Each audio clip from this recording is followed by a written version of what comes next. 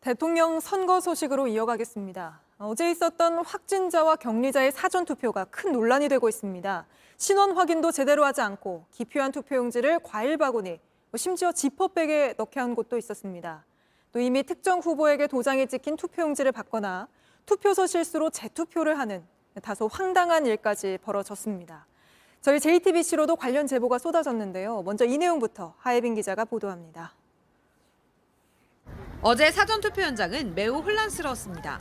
오후 5시 이전에 도착한 일반 유권자와 5시 이후 도착한 확진자들이 겹칠 수밖에 없는데 당국은 전혀 대비하지 못한 겁니다. 그러다 보니 몸이 안 좋은 확진자들이 1시간 넘게 밖에서 찬바람을 맞으며 대기해야 했습니다. 일부 투표소는 선거가 마무리되는데 3시간이 걸리기도 했습니다. 기표소 자체가 밖에 마련이 돼 있었는데 가림막이라든지 이런 것도 전혀 없어서 그냥 뒤에 서 있는 사람이 이렇게 보려면 충분히 볼 수 있었던 상황이었고, 현장엔 항의가 쏟아졌습니다. 아니 그게 중요한 게 아니라 아니 다른 게 중요해요. 투표 전 신원 확인을 제대로 하지 않은 곳도 많았습니다. 일부 투표소에선 한 번에 여러 명의 주민등록증을 걷어간 뒤 투표용지를 일괄적으로 나눠줬는데 정작 당사자가 맞는지는 확인하지 않았습니다. 본인 확인을 할 때 마스크를 벗고 얼굴을 확인해야 되는데 저희 마스크를 내린 적이 없으니까 얼굴 확인 안 한 거죠. 그냥 민증만 주고 사인만 하고 바로 투표용지 받았어요. 유권자가 직접 자신의 투표용지를 투표함에 넣을 수 없었다는 점도 문제가 되고 있습니다.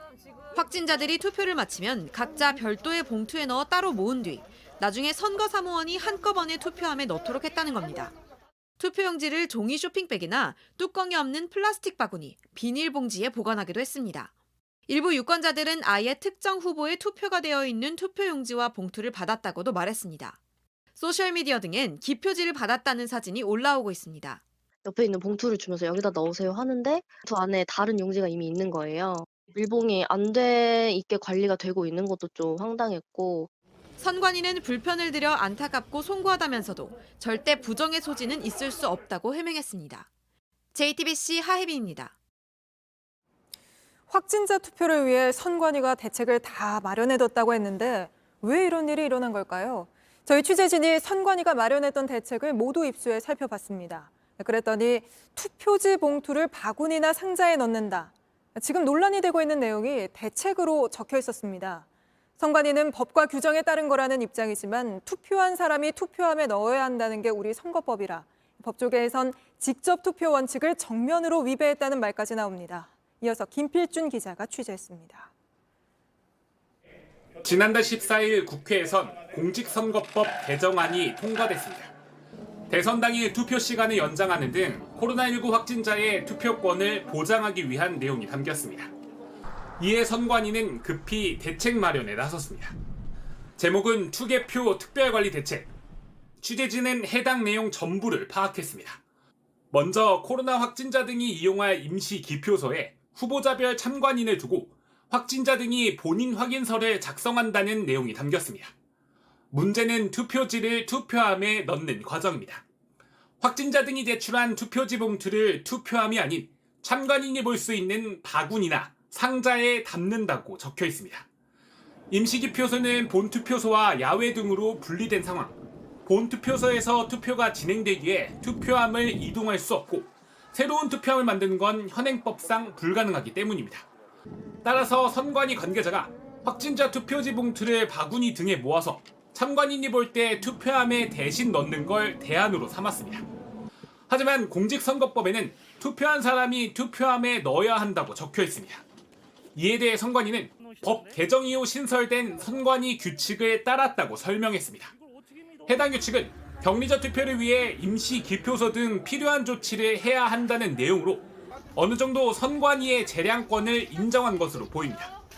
그러나 선관위 규칙의 재량권은 공직선거법 테두리 안에서만 인정될 수 있는 만큼 앞으로도 논란이 예상됩니다. JTBC 김필준입니다. 사전투표 논란에 대해 문재인 대통령도 조금 전 입장을 내놨습니다. 취재기자 연결해 자세히 알아보죠. 자, 고혜진 기자, 문 대통령도 강한 유감을 표했네요. 네, 취재진들에게 오후 5시쯤 서면으로 전달됐는데요. 문재인 대통령은 먼저 유감을 표했습니다.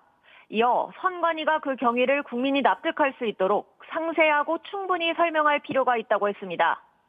9일 진행되는 본투표에서는 이런 논란이 재발되지 않도록 대책을 빈틈없이 마련할 것이라며 확진자와 격리자의 투표권이 보장되고 공정성 논란이 생기지 않도록 해야 한다고 강조했습니다. 예, 그런데 이 선관위가 오전에 사과 입장을 내놓으면서도 이 부정선거와는 관련이 없다 이렇게 항변하지 않았습니까? 그런데 오후에 청와대가 상황을 빠르게 정리하는 이런 입장을 내게 된 배경이 뭘까요? 사전투표 논란이 부정선거 의혹으로 번지는 등 대선 이후에도 갈등을 낳을 것을 우려한 걸로 보입니다. 선관위는 오늘 오후에 급히 추가 입장을 내고 좀 더 적극적으로 사과 표명을 했고요.